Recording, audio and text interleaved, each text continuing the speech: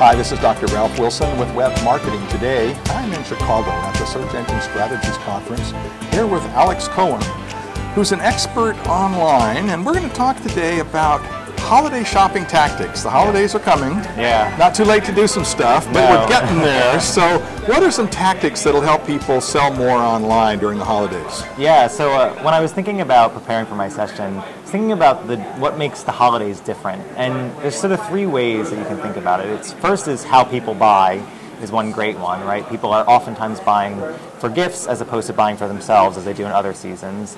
The second is how you sell, heavily involved in offers and promotion. Shipping is a huge issue. And then there's also how you compete. You'll oftentimes face new competitors you haven't faced before, and CPCs can be very high.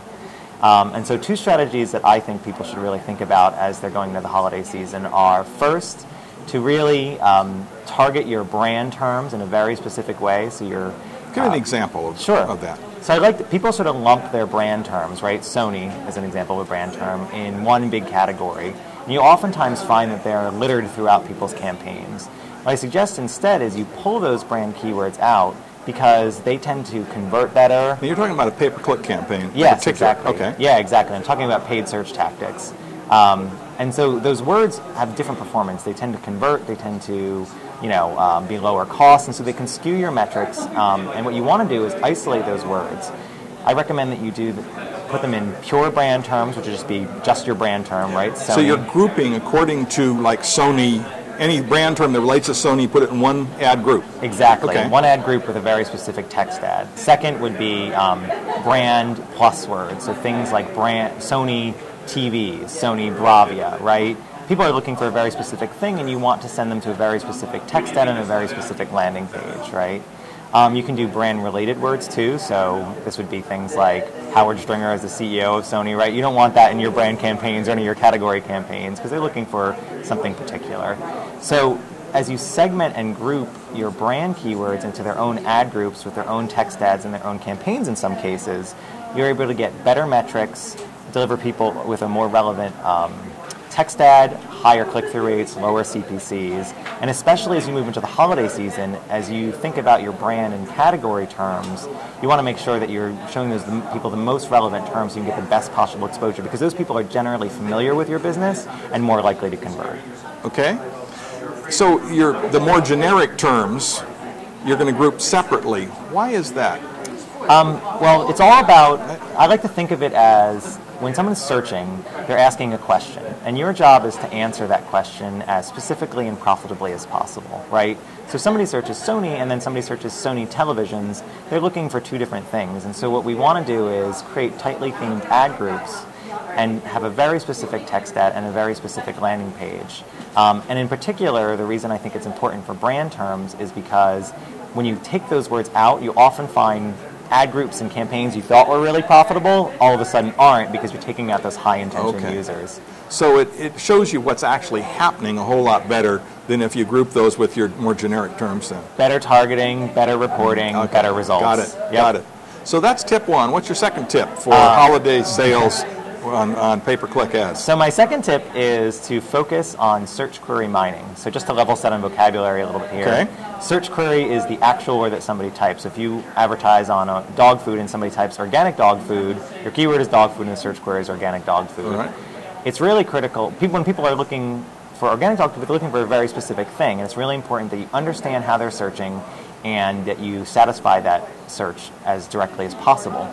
In the holidays, you'll all of a sudden see search queries you never saw before at any other time of year because the intent of people, as I said at the beginning, has changed, right? More gift giving, more shipping, more location, more hours-based things. And so what I suggest is you sort by the keywords that you're spending the most on where you're running broad match and find the search queries. Now, there's three places you can find them. In Google, if you go into the keyword tab and you click on a keyword, there's a little box that says see search terms. In Bing, if you go to the reports tab, there's an actual drop down for reports that says search query performance. Okay. Yahoo, you have to call your rep, so you're kind of SOL on that one until they make the transition. And then there's their third-party platforms that can help you with that as well. So if you start with the high volume, high cost words on broad match, you'll generally find the biggest leaks. And what you want to look for... Leaks. Things that aren't converting, but that you're paying for. Exactly. Or just words that could be very different that may have different intent. You want to obviously sort through those things for negative. Look for opportunities that you can build out for holiday campaigns that you may not have expected before, because people could be searching for terms, searching for gift-related terms that you hadn't built out, and there's an opportunity during the holiday season.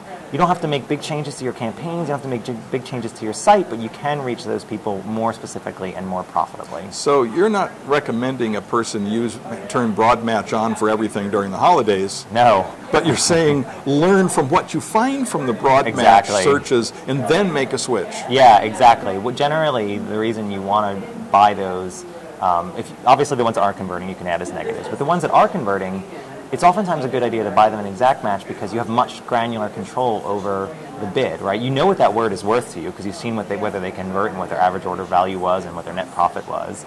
Now you can be much more specific, and you can put them in their own ad group if there's high enough volume, and target them with a specific text ad in general that will also raise your click-through rate, quality score, lower your CPCs. So it's sort of a virtuous circle there. All right. Yeah. Well, thank you very much for sharing with us. Tell me about your business and what you do. Click Equations is a paid search management platform, so full reporting and analytics, bidding, editing and optimization, and we serve large advertisers and agencies. And there's a lot of great free resources on our website for people who are just trying to learn about paid search. Well, thanks very much for sharing. Thank you. This is Ralph Wilson with Web Marketing Today.